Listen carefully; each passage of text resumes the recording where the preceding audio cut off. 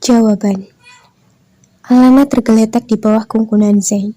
Tubuhnya terasa terombang-ambing. Ia merasakan bagaikan terbang akibat permainan Zain yang terus memompa di inti tubuhnya. Semua rasa di pusat tubuhnya terasa siap meledak. Sedikit lagi, dan suara ruangan keluar dari keduanya secara bersamaan. Tubuh mereka pun bergetar dan telah mendapatkan kenikmatan puncak secara bersamaan. Terima kasih, Ayah. Bisik Zain dengan napas tersengal di telinga Alana, membuat wajah perempuan ini bersemu merah. Alana mendengar panggilan ayang dari suaminya, membuat sudut hatinya terasa berdesir. Malam ini, mereka melewati pergumulan panas lebih bergelora dari biasanya. Zain mengecup kening Alana, lalu turun dari tindihannya menarik selimut untuk menutupi tubuh polos mereka. Ia membawa tubuh Alana masuk ke dalam dekapannya dengan sebelah tangannya sebagai bantal. Sejak keduanya terdiam tanpa kata. Hanya deru napas yang bersaut-sautan meraup oksigen sebanyak-banyaknya, mengisi rongga paru-paru yang terasa kering akibat percintaan mereka. Zain mengecup puncak kepala Alana dengan sayang. Kini waktunya ia akan mengatakan rencananya untuk mengatakan cintanya lagi pada Alana di taman bunga yang telah dia persiapkan. Ayang, panggil Zain membelai surai lembut Alana. Alana hanya diam, masih mengumpulkan kekuatan. Tubuhnya terasa lemas. Ada hal penting yang ingin aku katakan padamu. Ucap Zain yang hal sejak tadi mengganjal di hatinya. Hal penting. Alana lalu mendongak menatap Zain. Pandangan mereka bertemu. Ada apa, Kak? Tanya Alana penasaran. Aku akan memberitahu tentang cerita hidupku selama ini. Aku rasa kau perlu tahu semuanya. Ujar Zain sebelum melangkah ke awal. Ia akan menceritakan semua kisah hidupnya dengan Alana, agar kelak mereka memulai dari awal tak ada rahasia lagi yang harus ditutupi. Zain ingin hubungannya dilandasi oleh kejujuran. Alana menatap lekat wajah Zain. Semakin penasaran saja dia. Ada apa? Cerita hidup Zain. Ya, dia memang sangat penasaran kisah hidup Zain selama ini, namun enggan bertanya karena itu bersifat pribadi. Melihat Alana yang terus menatapnya, Zain mendekat lalu mengecup bibir Alana sekilas, membuat Alana tersentak, lalu semakin mendekap tubuh Alana. Kau ingin mendengarkannya kan? Tanya Zain. Alana hanya membalasnya dengan anggukan kepala yang menempel di dada bidang Zain. Aku akan mulai tentang masa kecilku dan hubunganku dengan Aryan. Jelas Zain terdiam sejenak. Tentang hidup Zain, tentu saja Alana telah siap mendengar semuanya. Pemuda ini memulai. Aku terlahir sebagai cucu pertama keluarga Walter. Itu berarti, kelak aku yang akan memegang tampuk kekuasaan keluarga Walter. Jelas Zain. Wah, Alana berjejak kagum. Di dalam hati mendengar cerita pemuda yang sedang memeluknya ini. Ternyata Kak Vinonya sejak dulu bukan orang sembarangan. Lalu, bagaimana bisa dia berada di Indonesia sekian lama? Dan Aryan adalah cucu kedua. Saat kami kecil, hubunganku dengan Aryan begitu baik. Layaknya sepupu, kami sangat akrab. Kami selalu bermain bersama. Kami begitu kompak. Punya hobi yang sama, kesukaan yang sama.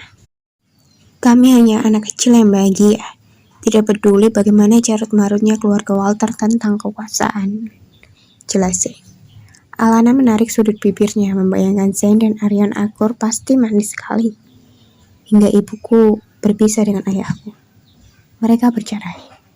Ibuku pun membawaku kabur bersamanya. Sejak itulah hubunganku dengan Aryan menjauh. Aku tidak pernah lagi bertemu dengannya. Ungkap Zain. Bercerai. Bagi Alana, miris sekali mendengar cerita masa kecil lelaki ini. Karena aku pergi, sebagai cucu kedua Aryan yang akan meneruskan semua. Dia pun telah dipersiapkan untuk menjadi presiden keluarga Walter. Aku yakin, selama aku pergi, Dedi Aryan pasti mendidiknya dengan keras. Aryan pasti bekerja keras untuk menjadi pemimpin. Papar Zain menatap kosong ke depan, membayangkan beban yang harus ditanggung seorang pemimpin. 13 tahun aku pergi. 13 tahun juga mungkin dia berada di bawah tekanan dedinya. bekerja keras, penuh perjuangan dan pasti hingga saat ini. Lalu aku tiba-tiba datang dan kembali menduduki posisiku. Saat ayahku meninggal 2 tahun yang lalu, seharusnya tempat ini miliknya. Jadi wajar saja dia ingin kembali memilikinya. Pak Parzen memaklumi, bukan mudah menjadi keluarga Walter yang hidup dalam tekanan. Zen menghela napas berat, lalu mengecup puncak. Alana sekilas lalu kembali menjelaskan. 3 hari lagi, di kantor ada rapat pemilihan presidir antara aku dan Arion. Sebelum pemilihan itu, aku ingin mengundurkan diri dari perusahaan dan Arion akan menggantikan posisiku tanpa pemilihan lagi. Mendengar itu, Alana mengangkat pandangannya. Tersentak kaget akan keputusan besar yang akan diambil saat mundur. Kakak akan berhenti dari jabatan kakak sebagai pemimpin perusahaan. Ujar Alana tersentak dan keputusan suaminya. Iya, balas Zen dengan penuh keyakinan. Selama ini aku juga tidak menginginkan posisi ini. Tapi kak, kalau kakak mundur, lalu bagaimana dengan nasib kakak? Tanya Alana memasang raut wajah cemas. Zen menarik sudut bibirnya melihat wajah Alana, terlihat mengembaskan. Lalu mendaratkan satu kecupan di bibir ranum itu. Setiap Alana mendongak, pemuda itu akan menciumnya, membuat wajah Alana memanas saja. Kembali tertunduk, manis sekali dia. Zen mempererat pelukannya. Setelah aku mengundurkan diri, aku memiliki rencana ingin membawamu untuk tinggal di Indonesia. Jelas Zen memeluk Alana erat. Indonesia? Ulang perempuan ini dengan alis bertaut. Kau orang Indonesia kan? Aku akan menemui keluargamu, dan kita akan tinggal bersama di sana. Dulu, aku juga pernah tinggal di Indonesia, saat ibuku bercerai dari ayahku. Ia kabur membawaku dan kami tinggal di Indonesia agar tidak ada yang mengetahui keberadaan kami, ungkap Zen. Alana terdiam. Jadi seperti itulah cerita hingga Zen berada di Indonesia. Pemuda ini jadi korban perceraian orang tuanya lalu kabur. Tapi sayang sekali. Wajah Zen seketika berubah sendu. Dadanya terasa sesak jika mengenang ibunya. Hanya beberapa bulan ibuku meninggal dunia. Nada suara Zen terdengar bergetar. Kasihan sekali. Alana lalu mengelus lengan Zen lembut, memberi kekuatan. Suaminya ini pasti sangat sedih kali itu. Tapi aku suka tinggal di sana. Aku bahagia walau aku hidup kekurangan. Jelas Zen lagi, kini menarik kedua sudut bibirnya, membayangkan hidupnya dulu yang bahagia. Dan kau tahu, aku punya 2 sahabat perempuan yang selalu menemani hariku. Jelas Zen. Hingga Alana yang menyembunyikan wajahnya di dada Zen tersenyum. Tentu saja dia tahu sahabat Zen. Pasti Chelsea dan Nara, kakaknya sendiri. Alana juga membayangkan bagaimana seru dan gilanya persahabatan mereka. Begitu kuat bak keluarga saling menjaga dan mendukung. Sama dengan Zen yang kuat menghadapi semua karena sahabatnya, begitupun kakaknya Nara yang begitu kuat menghadapi masalah-masalah yang ada, bertahan menjadi tulang punggung keluarga. Sungguh, Alana sangat iri dengan persahabatan mereka. Nanti aku akan mengenalkannya padamu. Namanya Chelsea dan Nara. Mereka lah yang terus mendukungku selama di Indonesia. Alana yang berada di dalam pelukan semakin tersenyum geli. Mengenalkan? Bagaimana mungkin? Nara adalah kakaknya.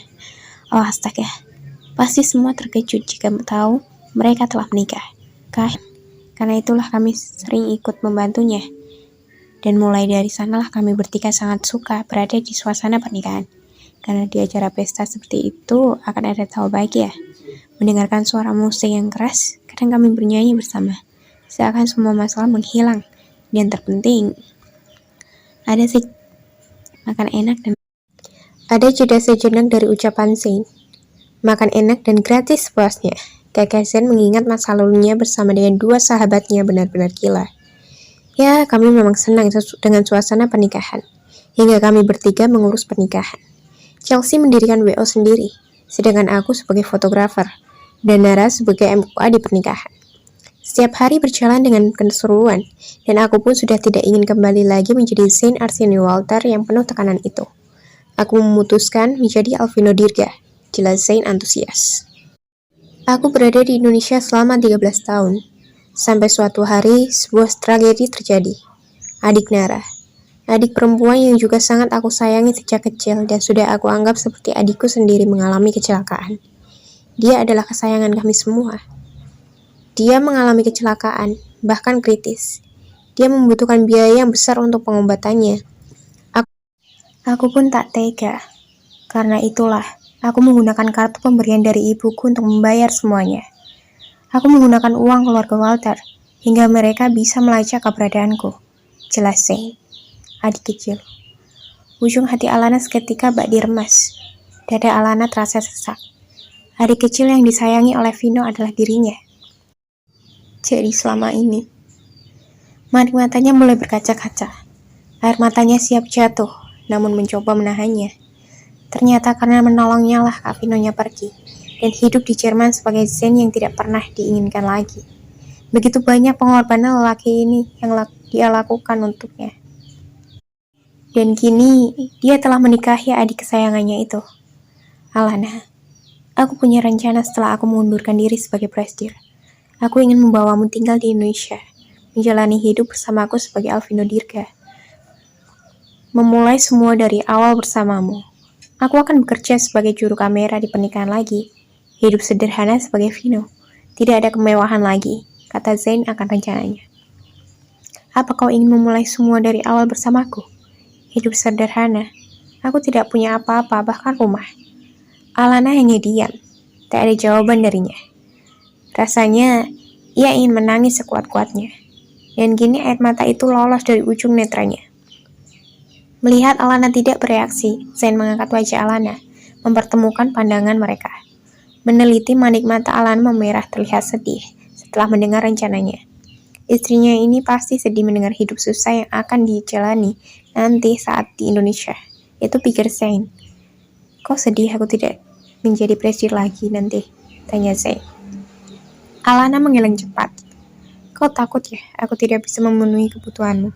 Sosor Zane. Kau tenang saja.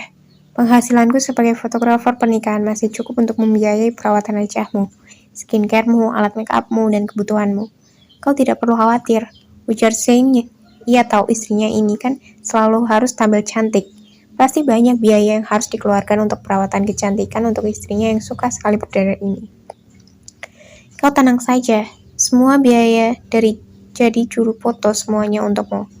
Biaya hidupku tidak akan besar karena aku hanya akan makan di tempat pernikahan. Hemat kan? Ujar Zane dengan kekehan. Sebenarnya, walau tidak menjadi presiden dan kembali ke Indonesia, Zane tidak akan semelarat dulu karena dia telah punya banyak kerjasama pada perusahaan Maxell milik Milan Kalinga. Namun, Zane ingin melihat apa Alana tulus untuk menerimanya apa adanya, tanpa harta. Bukankah kata orang begitu cara wanita diuji kesetiaannya? Hati Alana menghangat. Pemuda ini begitu sangat baik dan tulus. Bagaimana dia tidak berbunga mendengar pengorbanan Zane untuknya? Memberikan semua gajinya untuk perawatan wajah. Manis sekali sih Tuan Jutek ini. Kau hanya perlu menjagaku dari biduan-biduan dangdut organ tunggal yang akan menggoda suami tampanmu ini. Canda Zane dengan yang memang itu yang sering terjadi saat ia menjadi fotografer. Di pernikahan personanya membuat perhatian kaum hawa tersorot padanya. Au! Keluh Zane saat Alana mencubit pinggangnya. Ih, narsis banget sih, keluh Alana. Iya, kau tenang saja. Aku juga tidak akan tergoda. Aku punya istri yang terbaik. Zane tersenyum lebar semakin memeluk Alana. Menghujani puncak kepala itu dengan ciuman. Aku telah menceritakan tentang hidupku. Kau sudah tahu semua. Wajah Zane kini berubah serius. Alana, aku tahu pernikahan kita hanya karena jebakan dan keterpaksaan. Karena itulah aku ingin memulai semua denganmu dari awal. Menjadi sepasang suami istri tanpa ada paksaan dan tekanan lagi. Zane memegang tangan Alana. Sebenarnya, beberapa bulan yang lalu aku membuat taman bunga untukmu. Taman bunga. Alana tercengang.